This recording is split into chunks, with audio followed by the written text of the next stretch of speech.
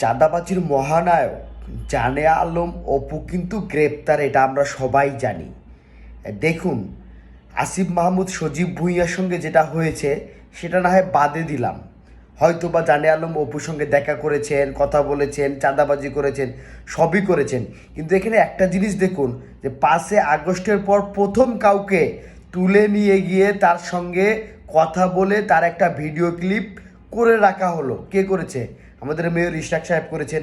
জানে আলম অপুকে যে ধরে নিয়ে ইশরাক সাহেবের বাসায় নিয়ে গিয়েছিলেন এবং সেখানে যে তারা একটা স্টেটমেন্ট নেওয়ার চেষ্টা করেছেন, এটা তো আর মিথ্যা না।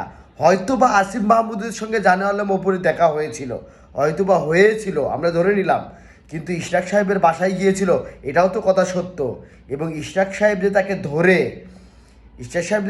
একটা স্টেটমেন্ট নেওয়ার চেষ্টা করেছে, এটা কি 5 আগস্টের পর একটা আয়নাঘর আপনার কাছে মনে হয় না? আমার কাছে তো মনে হয়। আপনার কাছে কি মনে হয় না যে এটাও একটা আয়নাঘর তৈরি করেছিল আমাদের ইশরাক সাহেব? আসলে দেখুন, বিএনপি এখনও কিন্তু ক্ষমতায় যায়নি। তার আগেই যদি এই ধরনের কার্যকলাপ করে থাকে, তাহলে সাধারণ মানুষ কোথায় যাবে? আপনারা একবার চিন্তা করুন। আমরা যদি ধরেও নেই যে আমরা জানে আলম অপু আমাদের আসিফ মাহমুদ সজীব বইয়ের সঙ্গে দেখা করেছিল, কিন্তু ইশরাক সাহেবের বাসায় তো জানে আলম অপু চলে গেছিল বা তাকে ধরে নিয়ে যাওয়া হয়েছিল, সেখানে স্টেটমেন্ট নেওয়ার চেষ্টা করেছে। এটাও তো 5 আগস্টের পর ওয়ান কাইন্ড অফ একটা আয়নাঘর, এটা তো আর অস্বীকার করতে পারবেন না। একবার চিন্তা করুন মাথা দিয়ে।